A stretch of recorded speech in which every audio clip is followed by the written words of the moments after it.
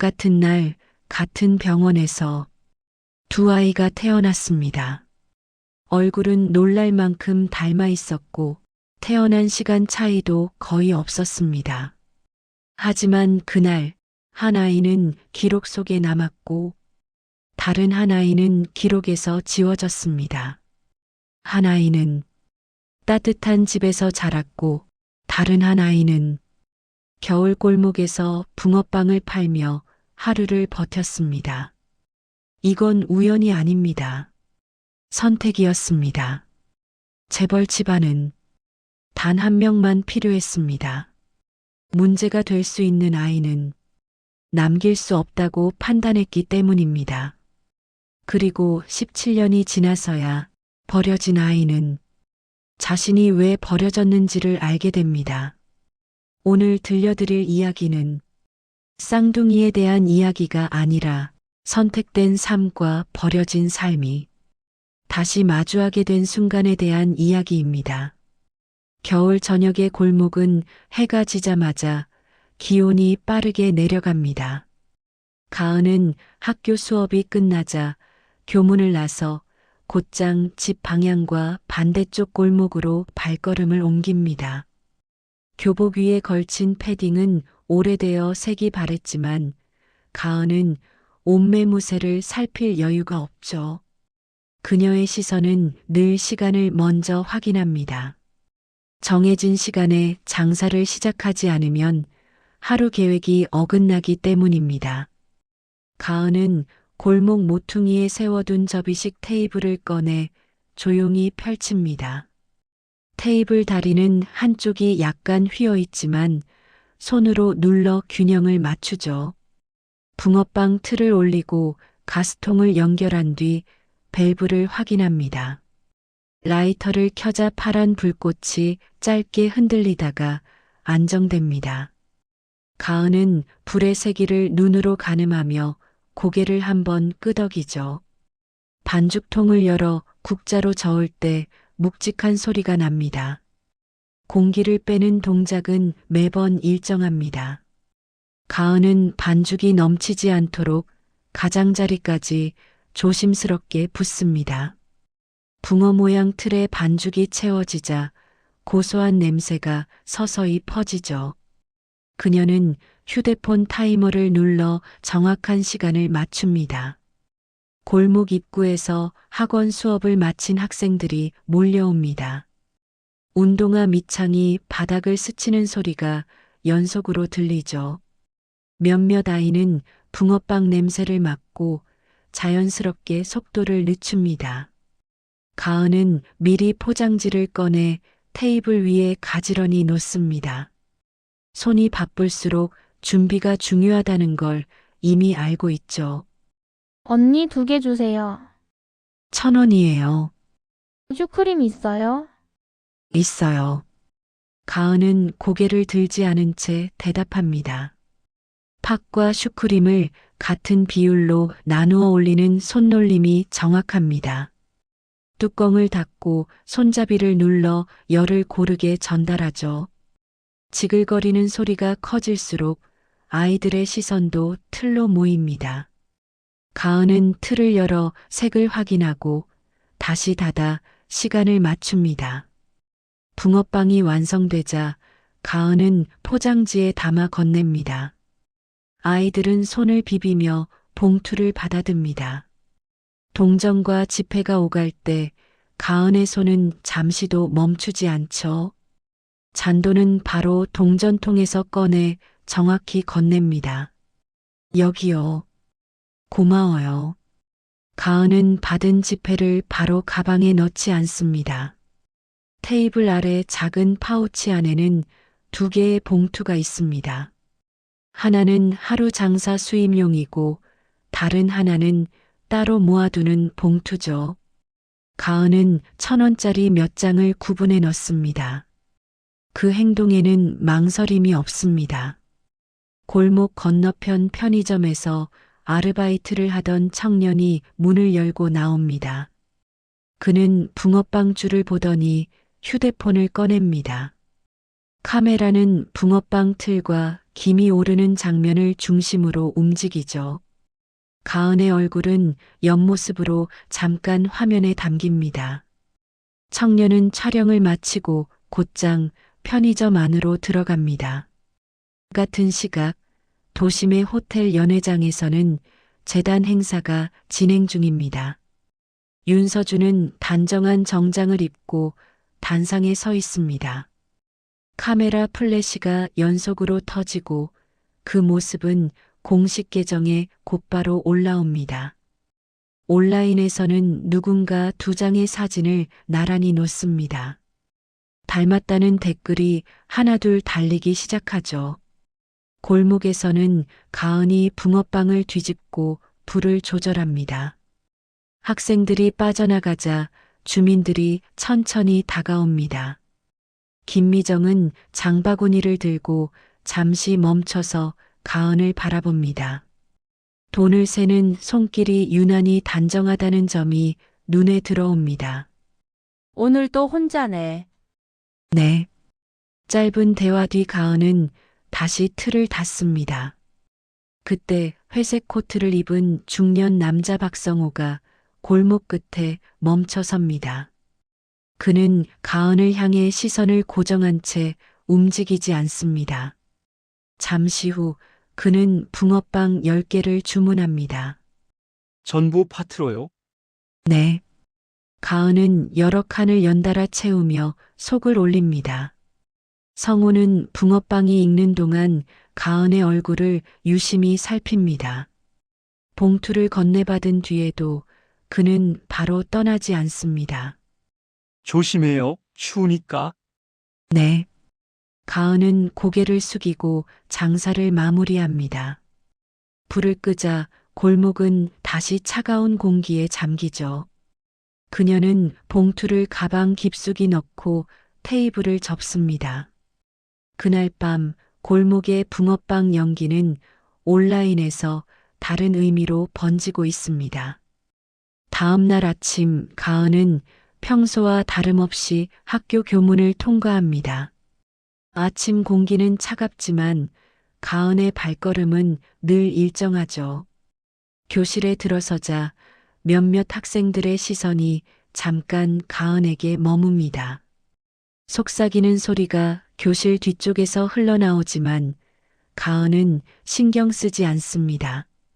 그녀는 가방을 책상 옆에 걸고 자리에 앉습니다. 첫 교시가 시작되기 전 한 학생이 휴대폰 화면을 다른 학생에게 보여줍니다.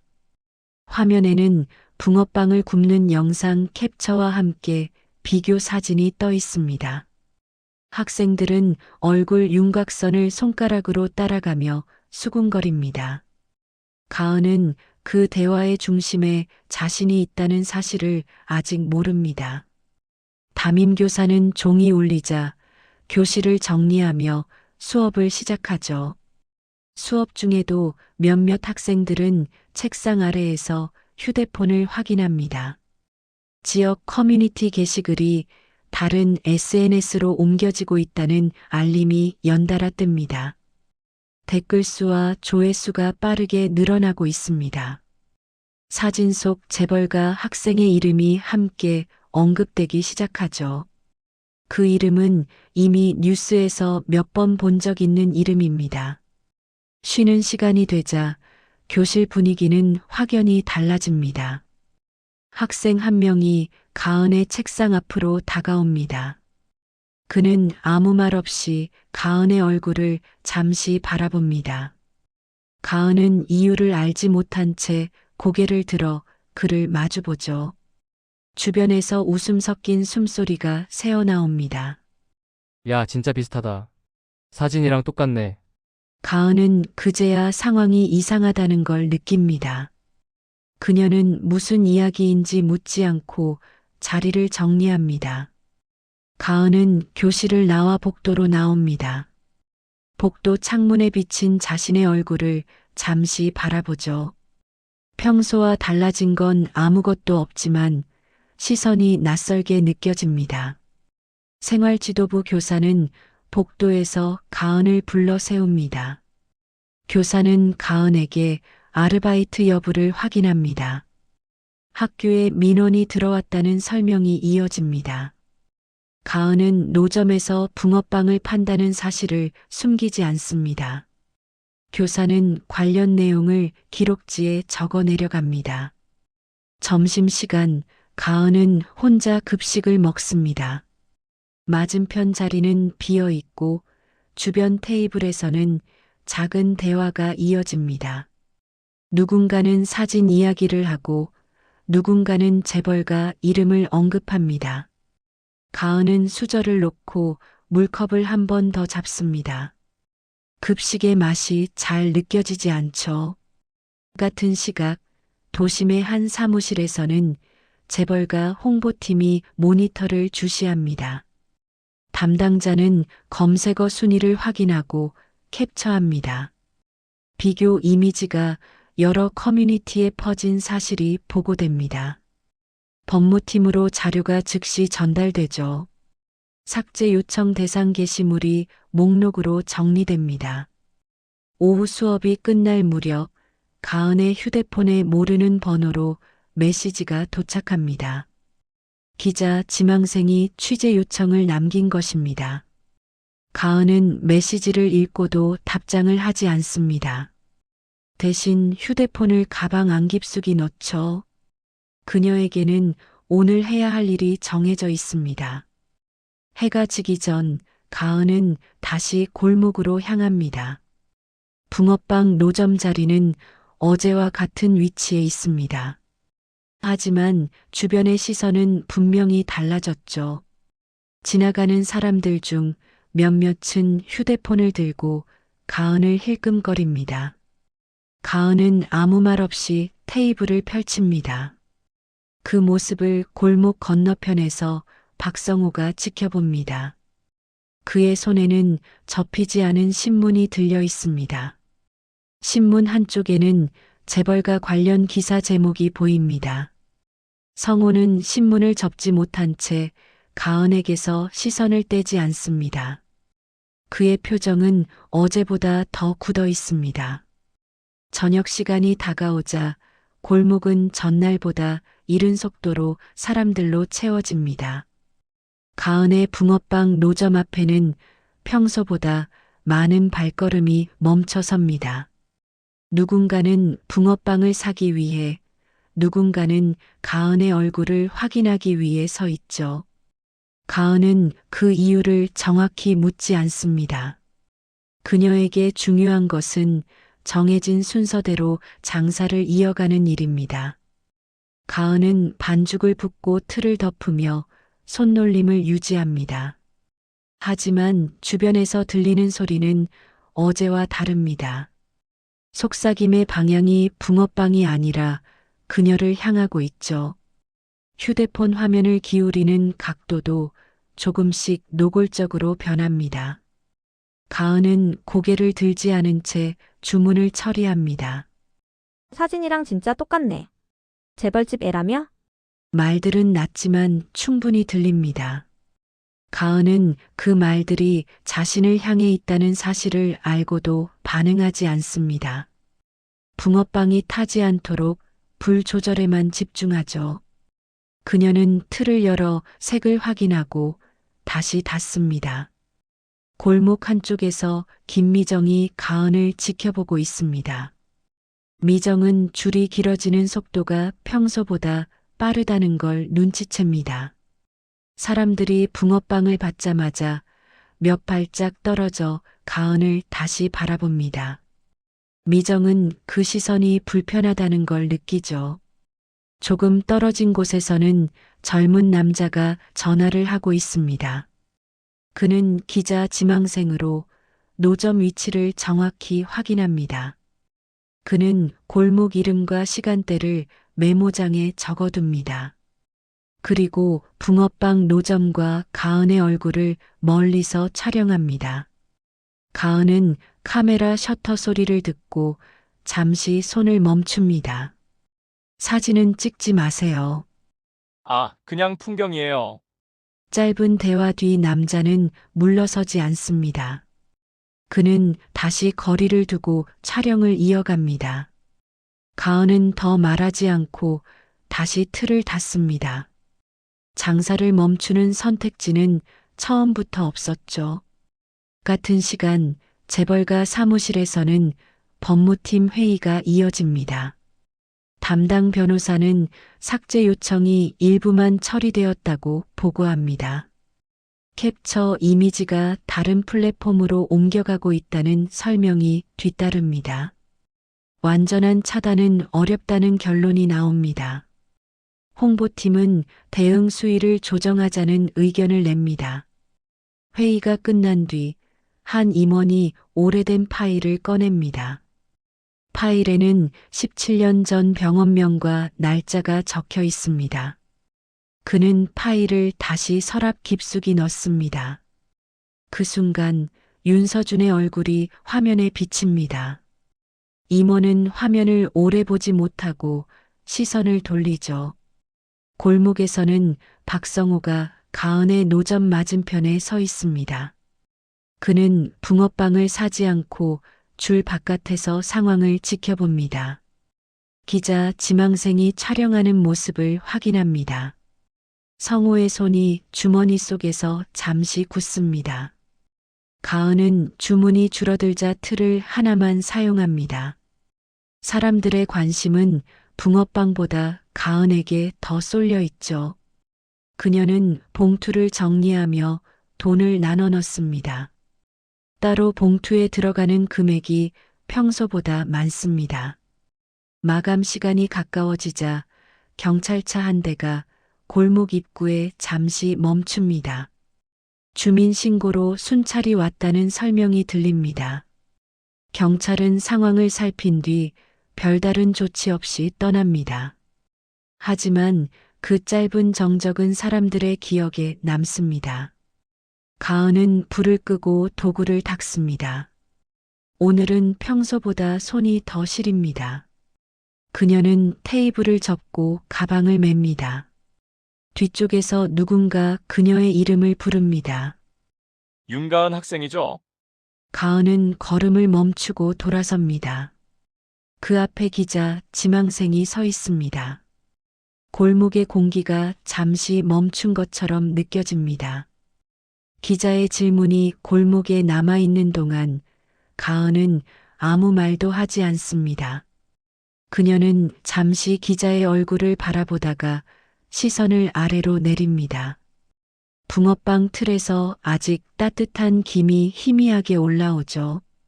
가은은 가방 끈을 다시 잡고 발을 때려 합니다. 잠깐만요. 이건 그냥 확인 차원이에요. 기자는 한 걸음 더 다가옵니다. 목소리는 낮지만 급합니다. 가은은 그 말의 의미를 이해하지 못한 채 멈춰서죠. 그 순간 골목 반대편에서 박성호가 빠르게 다가옵니다. 여기서 이러시면 안 됩니다. 학생이에요. 성호는 기자와 가은 사이에 서서 시선을 막습니다. 기자는 잠시 멈칫하다가 고개를 들어 성호를 바라봅니다. 성호의 표정에는 분명한 경고가 담겨 있죠. 취재면 절차를 지키세요. 지금은 물러나시는 게 좋겠습니다. 기자는 명함을 꺼내려다 손을 내립니다. 그는 주변을 둘러보고는 휴대폰을 주머니에 넣습니다. 오늘은 여기까지 하겠습니다. 다만 이 일은 멈추지 않습니다. 기자는 그렇게 말하고 골목을 빠져나갑니다. 가은은 그 뒷모습을 보다가 성호를 바라봅니다. 낯선 어른이지만 방금 행동은 분명 자신을 막아준 것이죠. 괜찮아요? 집에 가요? 성호는 더 묻지 않습니다. 그는 뒤돌아서 골목 어둠 속으로 사라집니다. 가은은 그 자리에 잠시 서 있다가 테이블을 접기 시작합니다. 손이 평소보다 느립니다. 그날 밤 가은은 보호시설로 이동합니다. 학교와 외부 연락이 겹치며 임시 보호 조치가 내려진 상태입니다. 상담실에서 담당자는 상황을 차분히 설명합니다. 당분간은 여기서 지내게 될 거예요. 외부 연락은 저희가 관리할게요. 가은은 고개를 끄덕이지만 질문하지 않습니다. 그녀의 시선은 테이블 위에 놓인 서류로 향합니다. 출생신고, 요약본과 보호자, 정보가 정리된 문서입니다. 이건 제 건가요? 네, 지금 기준으로 확인된 자료입니다. 가은은 서류를 넘기다 병원명이 비어있는 칸에서 멈춥니다. 그 공백은 지금까지 한 번도 설명된 적이 없었죠. 가은은 그 칸을 손끝으로 짚었다가 조용히 손을 뗍니다. 같은 시각 윤서준은 학교에서 귀가 중입니다. 차 안에서 그는 휴대폰을 켜고 다시 그 사진을 봅니다. 붕어빵 노점 앞에 소녀와 자신의 얼굴이 나란히 놓여 있습니다. 댓글 수는 이미 수천 개를 넘었습니다. 이거 진짜야? 서준은 혼잣말처럼 중얼거립니다. 운전기사는 아무 대답도 하지 않습니다. 차는 저택 정문을 지나 천천히 멈춰섭니다. 집안은 이상할 정도로 조용합니다. 서준은 평소보다 적은 인원을 단번에 눈치챕니다. 그는 곧장 서재로 향합니다. 책상 위에는 정리되지 않은 서류 한 장이 놓여 있습니다. 병원 이름과 날짜가 적힌 종이입니다. 서준은 그 종이를 들었다가 다시 내려놓습니다. 이건 일부러 둔 거네. 그는 서랍을 열어보지만 더 이상의 자료는 없습니다. 누군가 보여주고 싶은 만큼만 보여준 흔적이죠. 잠시 후 본사 회의실에서는 재벌가 긴급 회의가 열립니다. 법무팀은 기자의 접근과 골목 상황을 보고합니다. 회장은 아무 말 없이 화면을 바라봅니다. DNA 검사까지 가야 합니까? 누군가 묻자 회장은 짧게 답합니다. 갈 수밖에 없겠지. 그 말은 질문이 아니라 결정입니다. 같은 날, 같은 시간, 골목과 저택에서 각각 다른 문이 열렸습니다. 그리고 그 문은 다시 닫히지 않을 문이라는 걸 아직 두 아이만 모릅니다. 다음 날 아침, 서준은 평소보다 이른 시간에 눈을 뜹니다. 집안은 조용하고 복도에는 발소리가 거의 들리지 않죠. 서준은 침대에서 일어나 커튼을 젖히고 정원을 내려다봅니다. 정원사는 보이지 않고 경호 인력도 최소한만 배치되어 있습니다. 그는 이 집이 의도적으로 숨을 죽이고 있다는 걸 느낍니다. 식당으로 내려가자 식탁 위에는 간단한 아침만 준비되어 있습니다. 서준은 자리에 앉았지만 수저를 들지 않습니다. 그때 거실 쪽에서 낮은 목소리들이 들려옵니다. 법무팀 책임자와 집사, 그리고 경호 책임자가 서 있습니다. 서준아, 잠깐 이야기 좀 하자. 서준은 고개를 끄덕이고 거실로 이동합니다. 탁자 위에는 두꺼운 서류 봉투 하나가 놓여 있습니다. 봉투 겉면에는 기관명과 함께 절차 번호가 인쇄되어 있죠. 서준은 그 봉투를 보자마자 시선을 떼지 못합니다. 이건 뭐예요? 공식적인 절차 안내서다. 법무팀 책임자는 봉투를 서준 쪽으로 밀어놓습니다. 서준은 바로 열지 않고 봉투 가장자리를 손가락으로 눌러봅니다. 종이의 두께가 손끝에 그대로 전해지죠. 선택사항이라는 거죠? 형식상으로는 그렇다. 그 대답은 명확하지 않습니다. 서준은 봉투를 열어 첫 장을 꺼냅니다. 문서 상단에는 친자 확인 검사 절차 안내라는 제목이 적혀 있습니다. 서준은 대상자 항목에서 자신의 이름을 확인합니다. 그리고 그 아래 다른 이름을 봅니다. 윤가은? 서준의 목소리가 처음으로 흔들립니다. 법무팀 책임자는 대답하지 않습니다. 그 침묵이 사실상 모든 걸 말해주죠. 같은 시각, 가은은 보호시설 상담실로 다시 불려옵니다. 전날 보았던 서류보다 더 정리된 문서가 탁자 위에 놓여 있습니다. 상담사는 가은에게 차분히 설명을 이어갑니다. 어제 말씀드린 절차가 조금 더 구체화됐어요. 강제는 아니지만 확인이 필요하다는 요청입니다. 가은은 서류를 받아들고 한 장씩 넘깁니다. 글자는 어렵지 않지만 내용은 무겁습니다. 친자 확인, 검사 일정, 법적 보호 조항들이 이어지죠. 가은은 대상자 이름란에서 잠시 멈춥니다. 여기 제 이름 맞죠? 네, 맞아요. 가은은 고개를 끄덕입니다.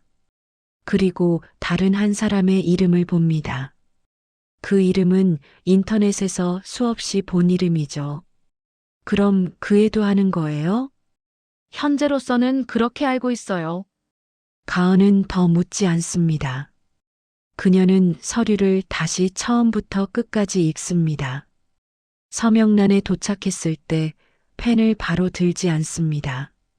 한편 서준은 거실 창가에 서서 서류를 내려다보고 있습니다. 글자는 눈에 들어오지만 의미가 바로 이어지지 않죠.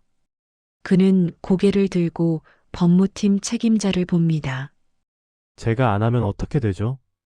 그럼 다른 방법으로 확인이 진행될 수도 있다.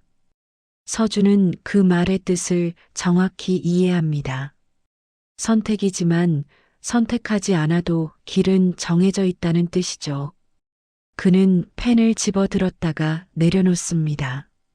같은 시간 가은도 상담실에서 같은 행동을 합니다. 펜을 쥔 손이 잠시 멈춥니다. 그녀는 상담사를 올려다봅니다. 이거 하면 뭐가 달라져요? 적어도 왜 이런 일이 생겼는지는 알 수 있어요.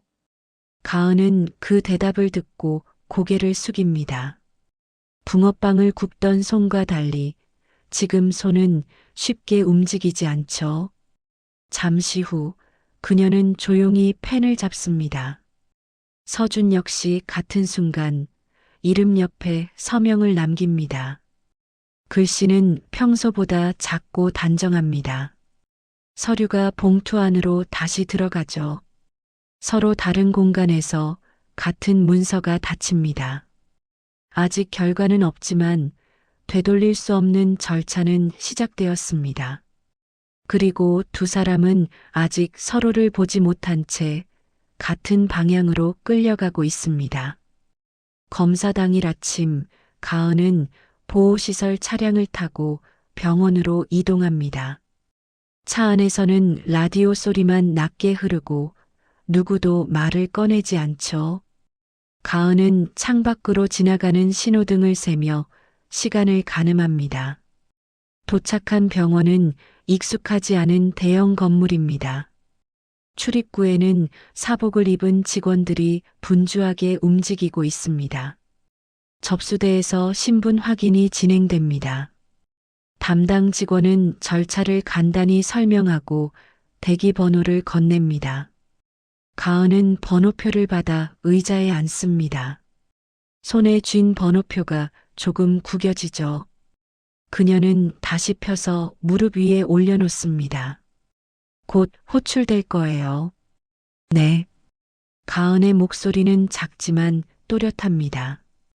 대기실에는 다른 사람도 있지만 서로 눈을 마주치지 않습니다. 유리문 너머로 흰 가운을 입은 의료진이 오갑니다. 가은은 시계를 확인하고 숨을 고릅니다.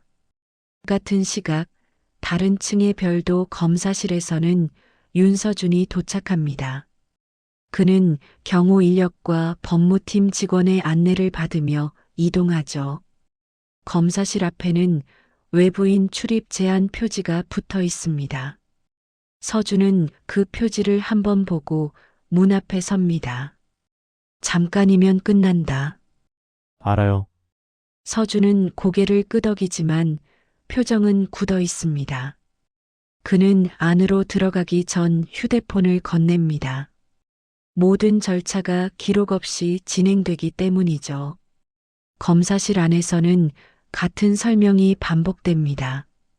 체열 과정과 결과, 통보 방식에 대한 안내입니다. 서준은 서류를 확인하고 서명합니다. 펜을 내려놓는 손이 잠시 멈춥니다. 지금이라도 중단할 수 있나요? 절차상 가능합니다. 그럼 진행할게요. 짧은 대화 뒤 체열이 시작됩니다. 서준은 팔을 걷어 올리고 시선을 다른 곳으로 돌립니다. 바늘이 들어가는 순간 그는 이를 악물지 않습니다. 대신 아무 표정도 짓지 않죠. 다시 가은 쪽으로 장면이 옮겨집니다. 호출을 받은 가은은 검사실로 들어갑니다. 담당 간호사는 차분하게 설명을 이어갑니다. 아프지 않게 할게요. 네. 가은은 의자에 앉아 팔을 내밉니다. 그녀는 바늘을 똑바로 바라봅니다. 붕어빵 틀보다 훨씬 차가운 기구가 피부에 닿죠. 체열이 끝나자 가은은 솜을 누릅니다. 검사실을 나서며 가은은 잠시 멈춥니다. 유리창에 비친 자신의 얼굴을 확인합니다. 그 얼굴이 누군가와 닮았다는 사실이 다시 떠오르죠. 검사가 끝난 뒤 두 사람은 각자의 공간으로 돌아갑니다. 가은은 보호시설로, 서준은 저택으로 이동합니다. 그날부터 기다림이 시작됩니다. 결과 통보까지는 며칠이 걸린다는 안내가 전달됩니다. 그 며칠은 두 사람에게 같은 시간이 아닙니다. 가은은 장사를 하지 못한 채 시간을 보내고 서준은 학교와 모든 공식 일정을 중단합니다. 결과 나오면 바로 연락드릴게요. 네. 같은 문장이 같은 날 다른 목소리로 전달됩니다. 그리고 두 사람은 각자의 방에서 같은 질문을 반복합니다. 이 결과가 나오면 지금의 삶은 그대로일지. 결과 통보가 있던 날 오후 가은은 다시 보호시설 상담실로 들어옵니다. 이번에는 상담사 혼자가 아니라 법무자문과 의료기록 담당자가 함께 앉아 있습니다. 탁자 위에는 결과지와 함께 추가 서류 한 묶음이 놓여 있죠. 가은은 자리에 앉자마자 그 서류를 바라봅니다. 아직 아무 말도 나오지 않았지만 분위기가 다르다는 건 느껴집니다. 결과에 대해선 이미 들었지.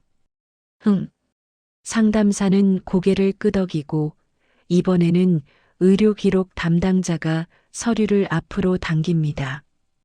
그는 감정을 섞지 않고 정리된 문장을 그대로 읽습니다. 출생 직후 윤가은은 선천적 건강 이상 소견을 받았습니다. 당시 담당 의료진은 장기 치료 가능성과 성장 과정에서의 불확실성을 기록했습니다.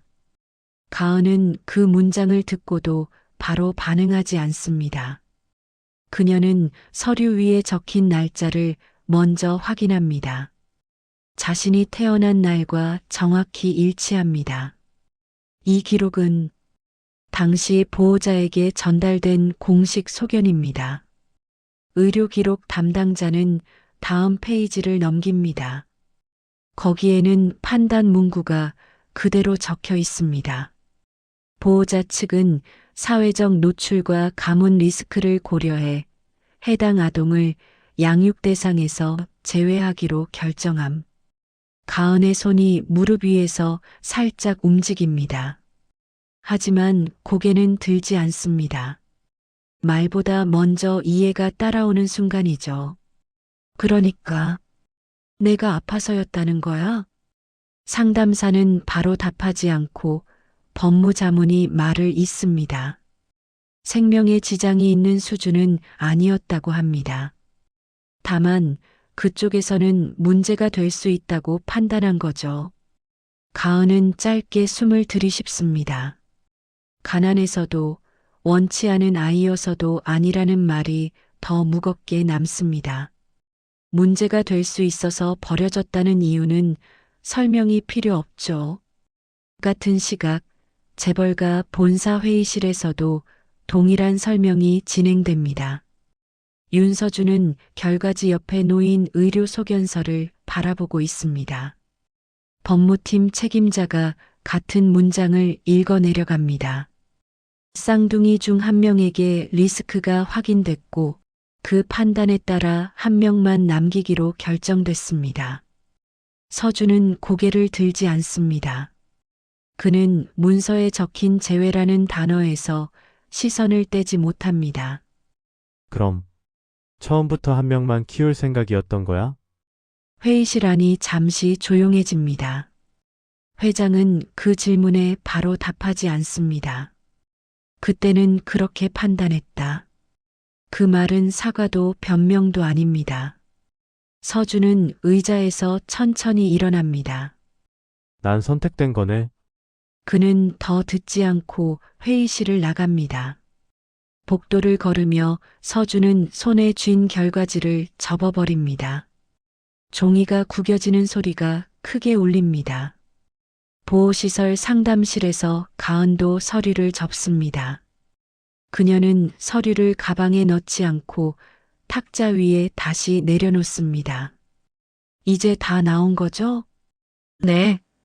그럼 더 물을 건 없어요. 가은은 자리에서 일어납니다. 상담사는 그녀를 붙잡지 않습니다. 이미 설명은 끝났기 때문이죠. 문을 나서며 가은은 마지막으로 한마디를 덧붙입니다. 아픈 건 지금도 아니에요. 그 말은 항의도 변명도 아닙니다. 그저 기록과 현재를 구분하는 말입니다. 같은 날, 같은 이유가 두 사람 앞에 놓였습니다.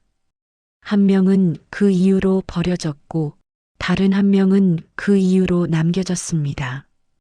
그리고 그 선택은 이제 두 사람 모두의 몫이 됩니다. 가은은 서준의 집 대문 앞에서 잠시 멈춥니다. 차에서 내리자 바닥은 깨끗하고 발밑에 먼지가 거의 없습니다.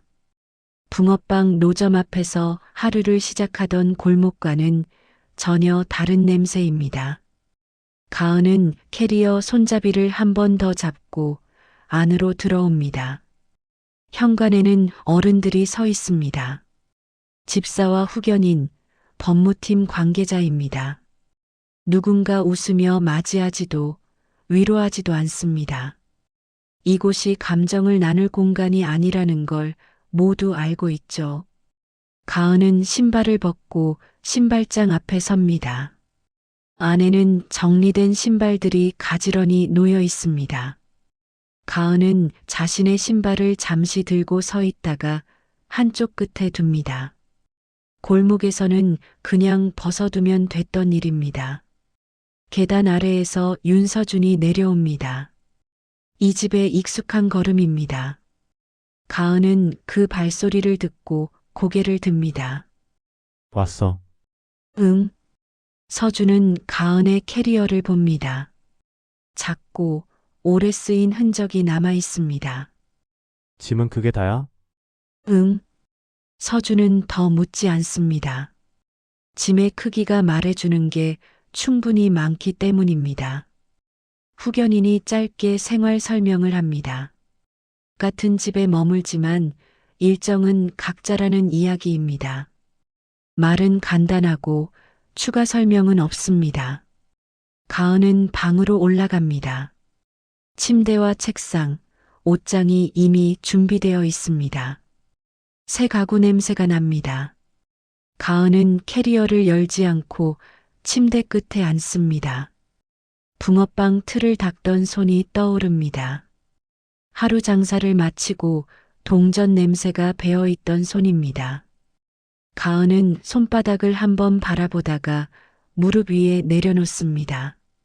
잠시 뒤 거실에서 다시 마주 앉습니다. 테이블 위에는 물 2잔이 놓여 있습니다. 가은은 컵을 들었다가 잠깐 멈춥니다. 종이컵이 아니라는 게 어색합니다. 서준이 먼저 입을 엽니다. 여기 불편하면 말해. 가은은 잠시 생각하다 고개를 젓습니다. 불편하진 않아. 그냥 많이 다를 뿐이야. 서준은 그 말에 바로 반응하지 않습니다.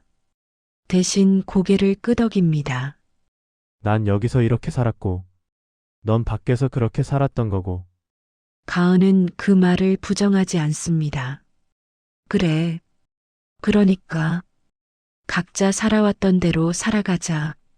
서준은 잠시 가은을 봅니다. 그 말이 도망이 아니라는 걸 느낍니다. 지금까지 버텨온 방식에 대한 선언이죠.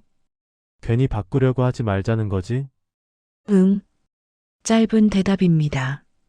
하지만 그 안에는 골목과 이 집 사이의 시간이 전부 담겨 있습니다. 둘은 더 말하지 않습니다. 설명하지 않아도 되는 선이 생겼기 때문입니다. 이 집은 여전히 서준의 집이고 가은에게는 아직 낯선 공간입니다. 하지만 가은은 자신이 살아온 방식을 내려놓지 않습니다. 서준 역시 자신이 누려온 삶을 부정하지 않습니다. 같은 이유로 갈라졌던 두 삶은 이제 같은 공간에서 각자가 살아온 모습 그대로 이어집니다. 두 아이는 다시 같은 공간에 서게 되었습니다.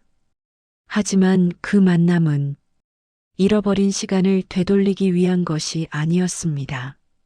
한 아이는 보호받는 집에서 자랐고 다른 한 아이는 겨울 골목에서 하루를 벌며 살아왔습니다. 그 차이는 노력의 문제가 아니었습니다.